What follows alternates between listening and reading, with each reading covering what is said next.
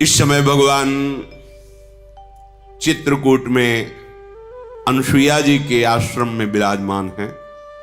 अत्रि मुनि ने बड़ा सुंदर विनय करके प्रार्थना की कि प्रभु, हमने अपनी तपस्या और साधना का आज फल प्राप्त कर लिया। भर नेत्र आपके दर्शन किए। फिर अनुसुईया जी के चरणों में सियाजू ने प्रणाम किया। सियाजू को निमित्त बनाकर अनुसुईया जी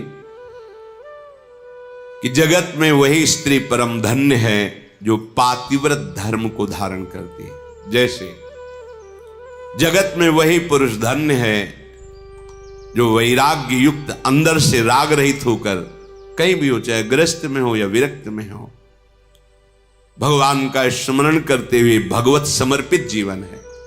ऐसे लिए स्त्री के लिए एक सुदृढ़ भगवत प्राप्ति का मार्ग है जो घर परिवार में रह रही अपने पति में भगवान की भावना करना। मेरे पति ही मेरे भगवान हैं, ऐसी भावना से आठों पहर उनकी आज्ञा में रहना। जैसे कोई प्रश्न कर सकता है कि अगर पति ही दुराचारी हो तो शास्त्रों में वर्णन किया गया है कि आप अपने भाव रखिए और फिर विधान जैसा होगा अपने आप दूरी बना दे, क्योंकि आप और आपके पति के बीच में भगवान का भाव है ना, वो संभाल लेंगे, वो आपको बचा लेंगे, वो आपको दूर कर देंगे। ऐसा भी हो सकता है। अलग अलग मायाकृत रूप हैं और आंतरिक भाव में जाएंगे जब विचार पे, तो आपके ही कर्म का फल भुगताने के लिए ऐसा स्वभाव वाला पति दिया गया है। ऐसी भावना तो हमारे ही कर्म निश्चित, अपने कर्म के प्रभाव से ही पति का वरण होता है। अनुसुईया जी ने कहा, पत्नी का एक ही धर्म एक व्रत नेमा, काय वचन मन पति पद प्रेमा। शरीर से, मन से, वाणी से एक ही धर्म, एक ही व्रत, एक ही नियम, पति को भगवान मानकर उनकी आराधना करना। इसमें रुक कर हम वार्ता करते, जैसे शास्त्र सिद्धांतों का जब कभी वर्णन होता है तो आप लोग समझ नहीं पाते हैं और कहीं की बात को कहीं जोड़कर असंतुष्ट हो जाते हैं। इसलिए विवेकवान सत्संगी हो जाता है, अपने को बात समझनी। जिससे एक बार महाभारत चरित्र जब वर्णन कर रहे थे पीछे, तो उसमें आया था कि वो ऋषि का नाम नहीं याद आ रहा, ब्रह्मलोक गए थे तो उनको वापस किया गया था कि आपने संतान उत्पन्न नहीं किया, विरक्त वेश नहीं लिया, लेकिन तप करते रहे तो तप के प्रभाव से ब्रह्मलोक आए, लेकिन आपको दरवाजा नहीं खुलेगा, आप जाओ और संतान उत्पन्न। तो उन्होंने वो एक पक्षी से संतान उत्पन्न की थी, जिसकी रक्षा के लिए खांडोवन में उन्होंने अग्निदेव से प्रार्थना की थी। इस प्रसंग को सुनकर किसी गृहस्थ ने कल प्रश्न किया था कि हमारी पत्नी बहुत परेशान है क्योंकि संतान नहीं हुई। तो लोक धर्म और कुल धर्म, वेद धर्म और भागवत धर्म और प्रेम धर्म, कहां की बात पकड़ी तुमने? लोक धर्म की। हो कौन? प्रेम धर्म के उपासक, जो भगवत धर्मों जीत के निज प्रेमा ठहरंत, राधा वल्लभ लाल की विमल ध्वजा फहरंत, भगवत धर्मो जीत के निज प्रेमा ठहरंत, निज प्रेमा ठहरंत नेम कछु परसत नाही, अलक लड़े दोला। जहां हमारे श्यामा श्याम उनके चरणों की उपासना, तो आपने लोक धर्म की बात को अर्जुन जी से भगवान ने अपने हृदय की गुप्त बात कही थी। कहा भी था, सर्वगुह्यतम बात है। क्या बात? सर्वधर्मान परित्यज्य मामेकम शरणम ब्रज, अहम त्वाम सर्व पापेभ्यो मोक्षयिष्यामि मा शुचा। यहां पाप शब्द को उच्चारण क्यों किया भगवान ने जानते हो? यह हमारे लोगों की बुद्धि का परिणाम। तुम सब धर्मों का त्याग करके केवल मेरी शरण हो जाओ। बोले महाराज पाप लगेगा, आपने ही तो धर्मों को उपदेश किया है।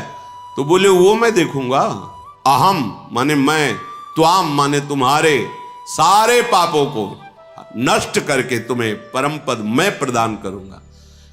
भागवत में एकादश स्कंद में लिखा है, जो भगवान श्री कृष्ण की भक्ति से युक्त हैं उनको देव ऋण, मातृ ऋण, पितृ ऋण, कोई भी उनके ऊपर ऋण नहीं रहता, वो ऋणों से मुक्त हो जाए। ये बात नहीं सुनने को मिली।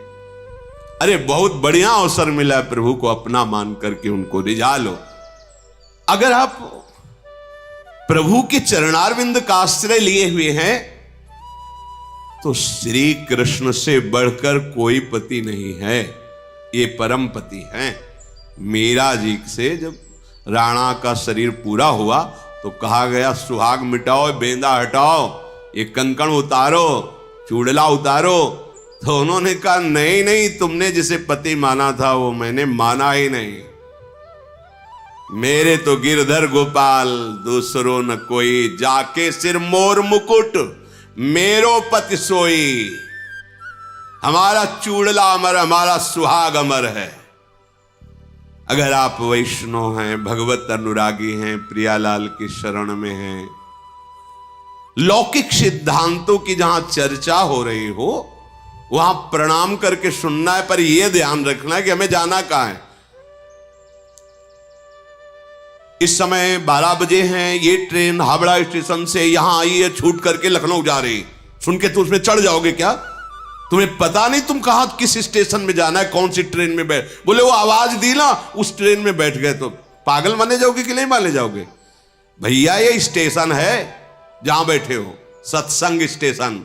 कहां जाना है? हर ट्रेन यहां से गुजरेगी, हर ट्रेन। सनातन धर्म, लोक धर्म, वेद धर्म, कुल धर्म, पातिव्रत धर्म, हर धर्म। तुम हो किस धर्म की यात्री? बोले प्रेम धर के। बैठ जाओगे, पैसेंजर जा रही हावड़ा, फिर क्या करोगे? है? अरे इतना तो ज्ञान रखो, तुम्हारी टिकट कहां की है? तुम्हें निकुंज जाना है, तुम हो यात्री कहां के? हाई क्लास वातानुकूलित कक्ष के, जनसाधारण में घुस के मत बैठ जाना। कहां की है समझो। ये स्टेशन है सत्संग, जो जहां का है सबके लिए है।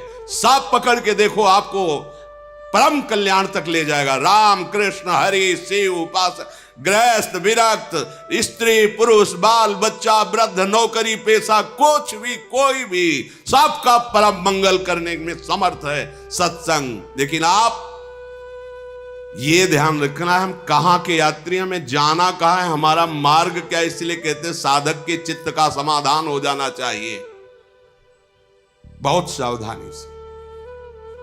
जहां लोक धर्म की, वेद धर्म की, कुल धर्म की, अन्य धर्मों की चर्चा है, महामहिम है, सुन रहे हैं, लेकिन अब वो स्टेशन में बैठे नहीं सुनाई देता।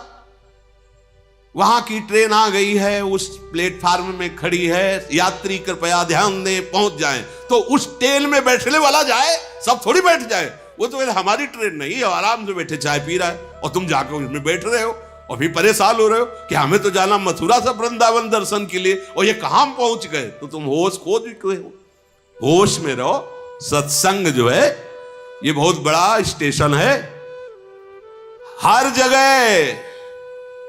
जगह भेज देगा। ये हर जगह भेजने में समर्थ है, हर जगह। यहां से हर ट्रेन गुजरेगी। आपके यात्री कहां के बनना चाहते हो, टिकट कहां के लिए, बस ये ध्यान रखना। इस बात पर ध्यान दे के सत्संग सुनो। सत्संग अमोघ वर्षा हो रही है। जैसे स्वाति का बूंद चातक के लिए जीवन होता है, केले पे पड़ जाता है कपूर बन जाता है, और मोती सीप में पहुंचते ही वो मोती बन जाता है, और सांप के मुख में पहुंचते विशाल जहर बन जाता है। वही बूंद अधिकारानुसार जहां जहां पहुंचा, वही स्वाति का बूंद अपना रूप धारण कर। इस सत्संग के मोती हैं, बिखरे मोती समेट करके तुम्हारे सामने फेंके जाते हैं। तुम किस अधिकार से स्वीकार करते हो? सावधान होते हुए तुम जिस मार्ग के पथी को अपनी बात को समझना है, बकाया तो सत्संग है, सर्व मंगल करने वाला है, हमें सुनना है, पर हमें गहना वही है। देखो महापुरुषन ने सब रस गायो, देखनो ये है कि उनको हियो कहां ठहरानो। जहां हियो ठहरानो तहां गहनो। हमें पकड़ना है, हम किस मार्ग के पथिक हैं, हमारा मार्ग क्या है। उत्तम जो पतिव्रता होती है उसमें अपने लोग भी सम्मिलित हैं। हरिवंश पतिव्रत है जिनके, सुख संपत्ति दंपति जो जिनके, जैसे एक पतिव्रता अपने पति के सिवा जगत में कोई पुरुष ऐसा काम भाव से देखती नहीं, जानती ही नहीं। पुरुष शब्द केवल अपने पति के लिए, पूरी सृष्टि में उसके हृदय में है ही नहीं भाव कि कोई पुरुष है, ऐसा भाव ही नहीं। जैसे उत्तम महाभागवत के हृदय में अपने आराध्य देव के सिवा और कोई है, ऐसा भाव ही नहीं होता। केवल अपने चिद चिद लक्षणम सर्वम राधा कृष्णमयम जगत, जित देखूं तित श्याममयी है। ये उत्तम पतिव्रता का लक्षण, अपने केवल पति में ही प्रेम। द्वितीय, मध्यम परपति देखे कैसे, जो मध्यम कोट उसको दिखाई देता है, पर भ्राता पिता पुत्र निज जैसे, अपने बराबर है तो भाई जैसा भाव, अपने से बुजुर्ग है तो पिता जैसा भाव, छोटा है तो पुत्र जैसा भाव, पति भाव केवल अपने प्रीतम में। तीसरी कोटि की पतिव्रता, मेरा धर्म है कि मैं संयम से रहूं, मेरी कुल परंपरा में कभी दाग न लगे, उसे तीसरी कोटि की परंपरा की पतिव्रता कहते हैं, जो ऐसा विचार कर धर्म पूर्वक जीवन निर्वाह करती है।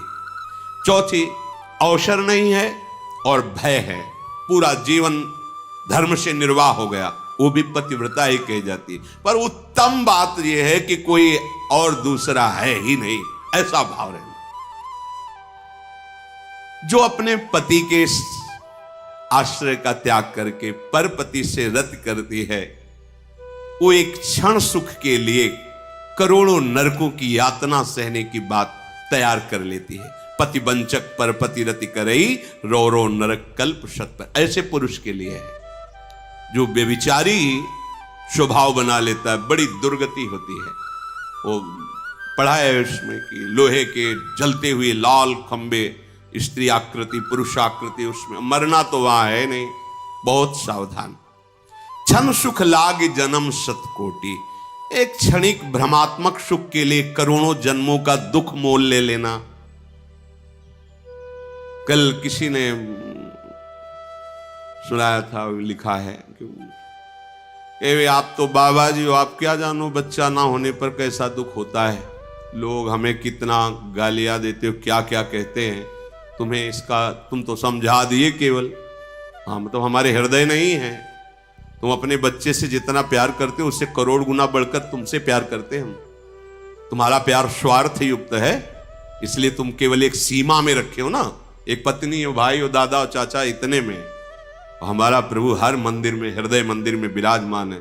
आप क्या समझते हो, संतों को क्या समझते हो, रूखी बातें बोलते हैं क्या फुसलाने वाली बातें बोलते? तुम हमारी आत्मा हो, तुम अपने पुत्र को भी अपनी आत्मा की तरह प्यार नहीं कर सकते, केवल मोह जनित प्यार है। जो भगवान के चरणारविंद के आसक्त जन होते हैं, संपूर्ण चराचर जगत में अपने आत्मा स्वरूप प्रीतम तक को देखकर प्यार करते हैं। अरे भूल जा, ये लौकिक धर्मों को भूल जा, उस धर्म में आ जिसके बाद आवागमन छूट जाता है। सो सब धर्म करम जरि जाऊ, जहां न राम पद पंकज भाऊ। क्यों भूल रहे हो? सर्वलोक महेश्वर भगवान कहते हैं मुझे जिस भाव से चाहो मैं उसी भाव से मिलूंगा। तो तुम भगवान को अपना पुत्र मान लो। संसारिक गोदनामा में लोगे, कौन स्वभाव कौन सा उसके अंदर भाव वाला, कैसा कैसा, लेकिन सच्चिदानंद भाव वाले प्रभु को अगर तुम्हारी गोद में न खेलने लगे तो हमें बताना, भाव कर लो केवल। भावोत्सवेन भजताम रस काम धेनु है हमारे युगल सरकार। देखो ना, जिन्होंने भाव किया उनके अनुभव में आए, इनसे बड़ा और कौन हो सकता? और यही आते हैं, इनके सिवा कोई है नहीं। आपने पार्थिव भाव रख लिया तो पार्थिव रूप में आ जाते हैं, चिदानंद भाव कर लो तो चिदानंद रूप में आ जाएंगे। कोई शोक की गुंजाइश नहीं है। मनुष्य शरीर भगवत प्राप्ति के लिए मिला है। यदि संतान नहीं है, परिवार की कुल वृद्धि वाला नहीं, तो हमारा कुल कभी नष्ट नहीं होने वाला। तुम्हें हम पीढ़ी दिखाते हैं। हरि नाभि कमल से ब्रह्मा, ब्रह्मा से प्रजापति, ब्रह्मा से ये पूरी सृष्टि हमारा परिवार है। काहे को एक 4 हाथ की दीवार में परिवार को सीमित कर रहे हो? हमारा परिवार कभी नष्ट नहीं हो सकता। ये सब परिवार ही तो है। तुमने एक सीमा बांध ली एक छोटे से घर में, एक 4 लोगों के बीच में कि ये मेरा परिवार है। नहीं, चराचर जगत का स्वामी तुम्हारा मालिक है, तुम्हारा पितामह है, उससे सारी सृष्टि पैदा हुई है। तो हुए नाम सब कमल में ही ब्रह्मा जी, और ब्रह्मा जी के द्वारा ही सारी सृष्टि। तो हम एक ही बाप की तो संतान है, ऊपर पहुंचो। ब्रह्मा जी को कहा गया पितामह, बाप के बाप के बाप के बाप है सबसे बड़े, और उन्हीं के हम सब बच्चे हैं। तो हम हुए कौन? उन्हीं के तो हुए ना। तो ये सब कौन हुआ? हमारा परिवार ही हुआ था। कितनी छोटी बुद्धि है। हमारे गर्भ से हो तो हमारा कल्याण होगा। भगवान हमारे हैं, दूसरा कोई न था, न है, न रहेगा। और राधा राधा राधा परम पद मिलेगा। बिल्कुल चिंता मत करो, ये भय अंदर मत रखो। लोक धर्म है तो उसे भी भगवत समर्पित कर दो, अगर नहीं है तो गर्ज रहा है भागवत धर्म, प्रेम धर्म। चिंता क्यों करते हो? चिंतन करो प्रभु का, भी परमानंद की अनुभूति हो जाएगी। कैसे? तुम्हें अगर सबसे बड़े जनों का उदाहरण न दे तो फिर आपकी समझ में नहीं आएगा। हम सब उन्हीं महापुरुषों के द्वारा पोषित हैं जिस मार्ग में आचार्य जन चले। विष्णु प्रिया जी के माता सची के पुत्र हुए, एक तो सन्यासी बन के अंतर ध्यान हो गए पहले ही, फिर महाप्रभु भी सन्यास ले लिए। कहाँ है? और सब नहीं है कुल परंपरा, लाखों करोड़ों असंख्यों उन्हीं के तो पुत्र हैं। हरे कृष्ण कृष्ण कृष्ण, ये है परंपरा। किनकी संतान हैं? आप पूछो महापुरुषों, कहेंगे हम नित्यानंद वंशी हैं, हम अमुक वंश। उन्हीं के तो हम सब हैं। एक छोटी सी सीमा में हम अपने कुल को मान लेते हैं। पूरा विश्व ब्रह्मांड में कृष्ण नाम जो जय को घोष प्राप्त हो रहा, कैसा आप देखो ना। बस एक सीमित बुद्धि से आप असंतुष्ट हो जाते हैं। मेरा नहीं, इसको और बढ़ाओ, मेरा, इसको इतना बढ़ाओ कि इस मेरा में सब समा जाए और कुछ बचे ना। सच्ची बात कह रहे हैं, काम बन जाएगा। ये छोटी छोटी बातों, अगर संतान मात्र होने से परम पद मिल जाता तो आप सबके माथे पे मुकुट रख के सिंहासन में बैठ के परम पद में पहुंच जाते। बिना हरि भजन के कल्याण शब्द नहीं है, मंगल नहीं है। बोले वंश परंपरा, फिर भूल मत करो, हम एक ही वंश के हैं, बंसी वाले के वंश के हैं। उसी का सारा वंश है। बेकार ये बीच में हम लोग क्या कहते हैं, हम हरिवंश हैं, हरि के वंशी। और नहीं है, हम सब हरि के वंश के। किसने प्रकट किया? हमारे बाप का बाप कौन है? आप हैं। ये भूल छोटी छोटी बातों में मत करो, आगे बढ़ो। अगर सत्संग नहीं मिला है तो भले कुढ़ते रहो ये बातें लेके। वो क्या कहते, ड्राफ्ट लेना, ड्राफ्ट क्या कहते, गोदनामा। गोदनामा तो धुंधुकारी का लिया था, धुंधुली ने, पढ़ के देख लो। जब हमारे भाग्य में नहीं तो हम गोद में लेके क्या करेंगे? अगर उनको देना था तो यहां से पैदा करते, नहीं दिया है तो उन्हीं को बनाएंगे। तुम ही आओ, दूसरा नहीं। आओ, हमारे नेत्र गोचर बनो, और हम जिस भाव से चाहेंगे आपको उस भाव से खेलना होगा हमारे संग। आप ही निहाल हो जाओगे, निहाल हो जाओगे। पर वो पार्थिव बुद्धि समझ में नहीं आता, अब कैसे समझाएं। लाडले हरि के सिवा कोई है ही नहीं। इन्हीं को बना लो, इन्हीं को दूल्हा बना लो, इन्हीं को मित्र बना लो, इन्हीं को स्वामी बना लो, इन्हीं को पुत्र बना लो, इनको गुरु बना लो, इनको शिष्य बना लो। सब में राजी। संदीपनी जी ऊपर बैठे हो महाराज, जगत गुरु नीचे बैठे हुए, जिनकी श्वासों से वेदों का प्रादुर्भाव हुआ, वो हाथ जोड़े सुन रहे, शिष्य बने हुए। ये सब कुछ बनने के लिए तैयार है। श्री अनुसुईया जी ने सियाजू को पातिव्रत धर्म का उपदेश देकर कहा कि ये तो मैंने संसार के हित के लिए कहा है। सुन सीता तब नाम, सुमिरी नारी पतिव्रत करही, तो ही प्राण प्रिय राम, कहूं कथा संसार हित। हे सीता, तुम्हारा नाम स्मरण करके स्त्रियां पातिव्रत धर्म में स्थित हो जाएंगी, पातिव्रत धर्म का पालन करेंगी। तुम्हें तो श्री राम प्राणों से भी अधिक प्रिय हैं। ये पातिव्रत धर्म की शिक्षा तो मैंने संसार के लिए दी, अनुसुईया जी ने कहा। जानकी जी ने सुनकर परम सुख पाया, आदर पूर्वक अनुसुईया जी के चरणों में सिर नवाया। तब कृपा की खान भगवान श्री राम जी ने अत्रि मुनि से कहा, अब आज्ञा हो तो मैं आगे वन को जाऊं। प्रभु मुझ पर निरंतर कृपा रखना, अपना सेवक जानना और कभी कभी स्मरण कर लेना। भगवान श्री राम जी कह रहे हैं, अपना सेवक जान के स्मरण कर लेना। ये सुन करके अत्रि जी प्रेम विकल हो गए। बोले, प्रभु आप हमसे कृपा की बात कर रहे हो। जासु कृपा अज शिव सन कादी, चहेत सकल परमारथ बादी। ते तुम राम अकाम पियारे, दीनु बंधु मृदु बचन उचारे। अब जानी मैं श्री चतुराई, भजी तुम्हें ही सब देव बिहाई। जेहि समान अतिशय नहीं कोई, ताकर शील कसनस होई। प्रभु आप हमसे कहते हैं कृपा कीजिए। हे नाथ, भगवान ब्रह्मा, महादेव, शनकादि और समस्त तत्वविद्ता मुनिजन आपकी कृपा चाहते रहते हैं। हे हरि, आप निष्काम उपासकों के लिए बहुत प्रिय और दया के भंडार हैं। निष्कामता में भगवान अधीन हो जाते हैं। जब कोई चाह नहीं और रात दिन भजन, तो भगवत साक्षात्कार देर नहीं लगती। पर जब कामनाएं होती तो होगा, पर समय लगेगा। पहले कामनाएं पूर्ण होंगी, फिर उनसे वैराग्य होगा, फिर आगे भगवत प्रेम होगा। अब मैंने जाना कि लक्ष्मी जी ने सबको त्याग कर आपके ही चरणों का क्यों आश्रय लिया।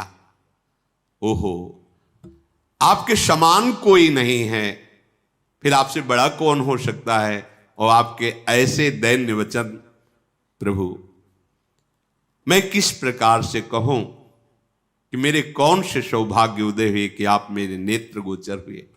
अब मैं कैसे कहूं कि आप जाओ। नाथ, आप अंतर्यामी हैं, आप ही कहिए कि मेरा हृदय इतना कठोर कैसे हो सकता है कि मैं कहूं मेरे नेत्रों से दूर आपने कैसे। ये तो मेरे जिस सौभाग्य, मैं तो यही चाहूंगा कि सदैव आप यही रहे, 14 वर्ष यही व्यतीत करें और मैं आपकी सेवा और दर्शन लाभ पाऊं।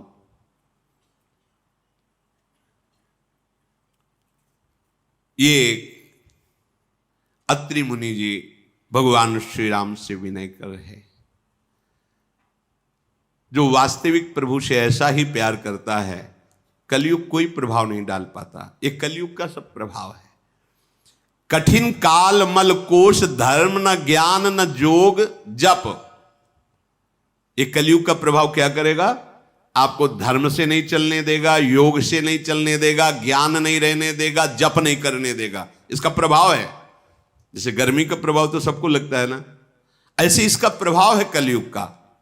पर इसका प्रभाव उनके ऊपर नहीं पड़ेगा जो परिहरि सकल भरोस, रामई भजई ते चतुर नर।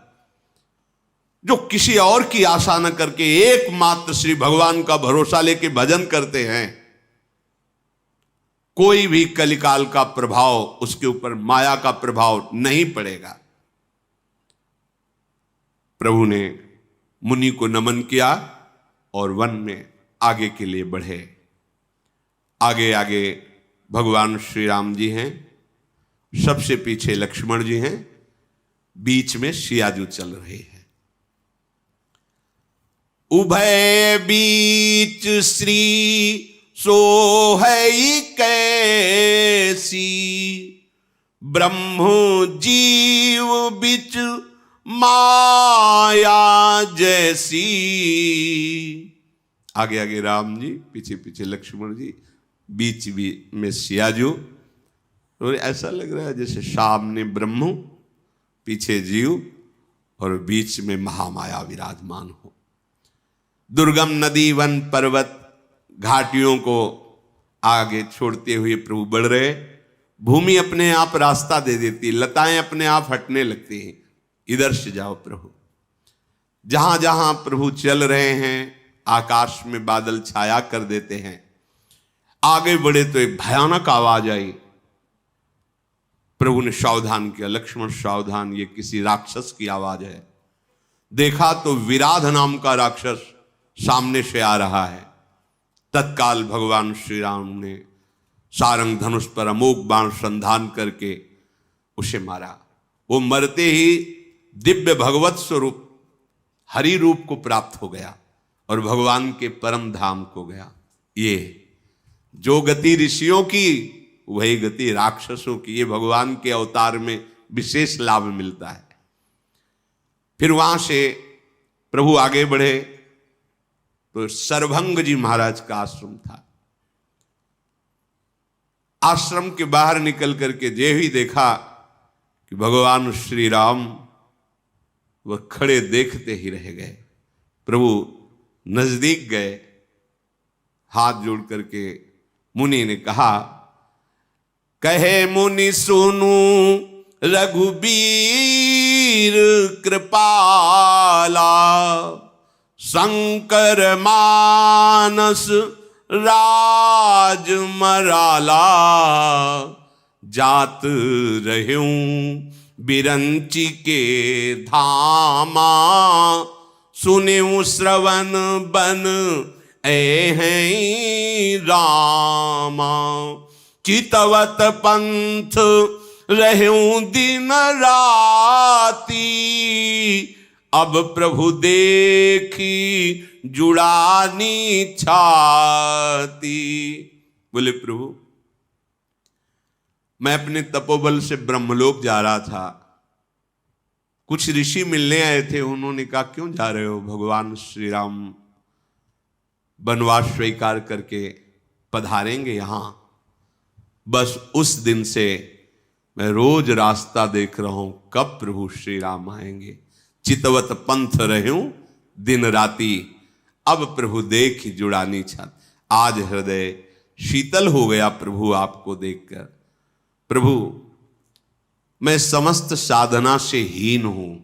यह है भगवत दर्शन करने का उपाय। थोड़ा भी अगर साधन का भी अहंकार रहेगा तो भगवत साक्षात्कार में विलंब रहेगा। जब तक अहंकार गलित नहीं होता तब तक भगवत साक्षात्कार नहीं होता। नाथ सकल साधन में हीना, कीन्ही कृपा जानी जन दीना, सो कछु देव न मोहि निहोरा, निजपन राख्यो जन मन चोरा। प्रभु, मैं समस्त साधनों से हीन हूं। हे भगवान शंकर के मन रूपी मान सरोवर में विराजने वाले हंस, बस आपने जो दर्शन दिए ना, ये अपनी तरफ से आप कृपा करके दर्शन दिए। ये मेरी किसी साधना का फल नहीं है। देव, आपने अपनी कृपा से जो करुणा की है, इसमें कोई आप एहसान भी नहीं कर रहे हैं, क्योंकि आपका एक नाम है भक्त मन चोर। श्री राम जी से कह रहे हैं, ब्रजे बसंतम नवनीत चोरम, गोपांगना नाम दुकूल चोरम। और आगे क्या है? अनेक जन्मार्जित पाप चोरम, चौराग्रगण्यम। है जो मन को चुरा लेते हैं, अनंत जन्मों के पापों को चुरा लेते हैं। या कह रहे निजपन राख्यो, आपका प्रण है जनमन चोरा। सत्संग से हमारा विश्वास दृढ़ होता है। देखो, हमें विश्वास, हमारे प्रभु मन चोर, चित चोर, पर शब्द है जन मन चोर। जन, जो प्रभु के जन हो गए हैं, प्रभु के आश्रित हो गए, उनको ज्यादा चिंता नहीं करनी, हमारा मन नहीं लगता, हमारा मन, हमारा मन, हमारे प्रभु, हमारी श्यामा जी एक बार भी नहीं बोल रहे हमारा मन, हमारा मन, हमारा मन। नहीं नहीं नहीं, हमारा मन नहीं, प्रकृति का, हमारे तो प्रभु हैं।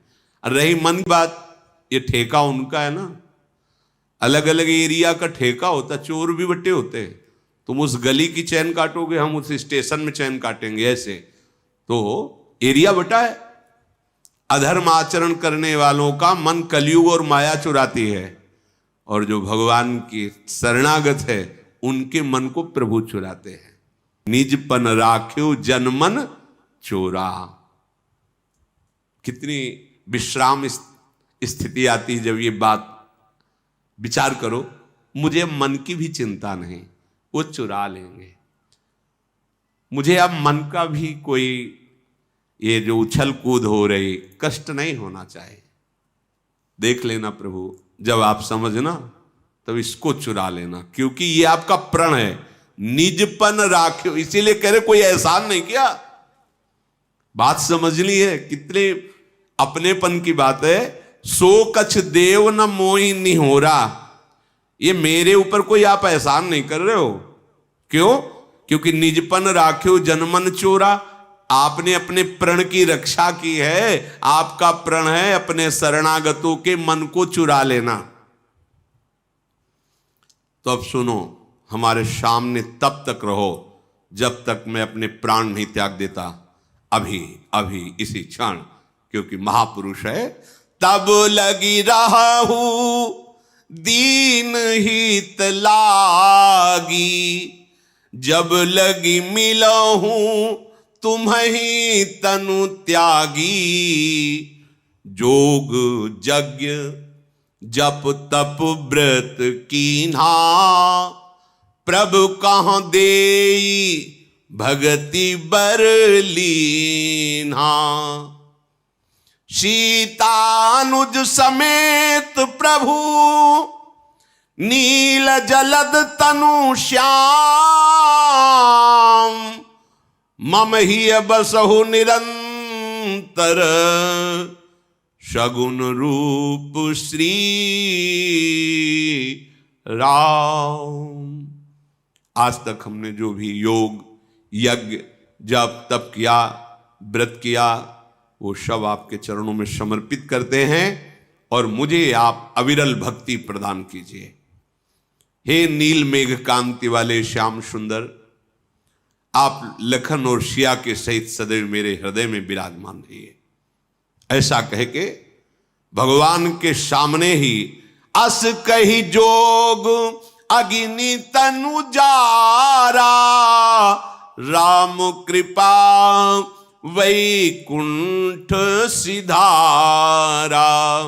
ताते मुनि हरिलीन न भयऊ, प्रथम ही भेद भगति बर लयऊ।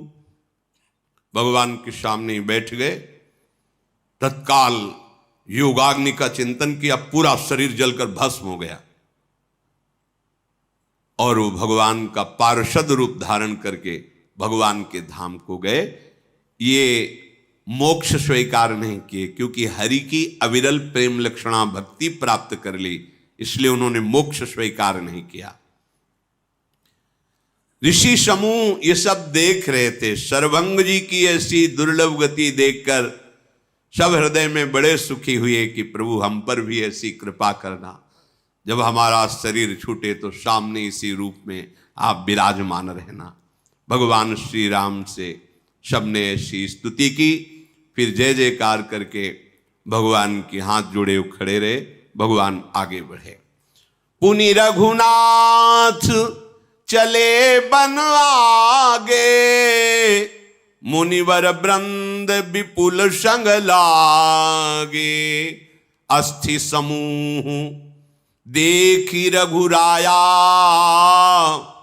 पूछी मुनिन लाग अति दाया। सब ऋषि पीछे पीछे चलने लगे, भगवान आगे बढ़े। आगे बढ़े तो एक देखा पहाड़ जैसा हड्डियों का लगा था, तो उन्होंने कहा कि ये हड्डियां कैसे जमा हैं? तो ऋषियों ने कहा, जानत हूं पूछिए कस स्वामी, शब्दर्षि तुम अंतर जामी, निश्चर निकर सकल मुनि खाए, सुनि रघुबीर नयन जल छाए। क्या जानते हुए प्रभु आप पूछ रहे? आप तो सब कुछ जानते हैं, अंतर्यामी हैं। ये उन ऋषियों की हड्डियां हैं जो यहां तपस्या कर रहे थे। राक्षसों ने खा खा के ऋषियों की हड्डियां जमा कर दी। प्रभु के नेत्रों से जल बहने लगा। इतना कष्ट ऋषियों को दिया। भगवान ने दोनों भुजाएं उठाई, निश्चरहीन करौ मही, भुज उठाई पन कीन, सकल मुनिन के आश्रमनी, जाई जाई सुख दीन। भुजा उठाकर प्रण करता हूं, अब इस भूमि को निशाचरों से रहित कर दूंगा। भगवान समस्त ऋषियों के आश्रम में जा जाकर उनको दर्शन सुख, स्पर्श सुख और आश्वासन देते हैं।